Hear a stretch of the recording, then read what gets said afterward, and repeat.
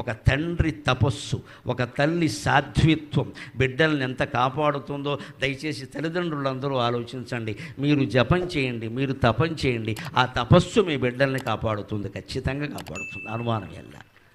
రోజు ఉదయం అరగంట, సాయంత్రం అరగంట కూర్చొని జపం చేయండి, తపం చేయండి. మా వల్ల కాదు అనకండి, నామస్మరణ ఇంతకంటే ఉందమ్మా.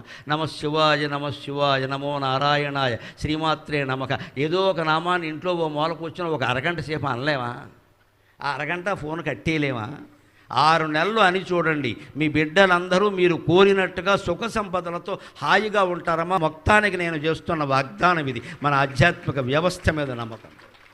6 నెలలు చేసి చూడండి, ఉదయం అరగంట, సాయంత్రం అరగంట. తల్లి తండ్రి ఎవరి మీదో ఎవరిలో తోసేయద్దు, ఎవరి దారిని వారే చెయ్యాలి. అన్ని రకాల ఇంట్లో ప్రవృత్తులన్నీ మారతాయి, కంగారు పడక్కల. పిల్లలు పొరపాటు దారిలో ఉన్న మన దారికి వచ్చేస్తారు. అమ్మవారు ఊరుకోదు, మనం ఊరుకున్నా. వాడు నన్ను జపం చేస్తున్నాడు, వాడికి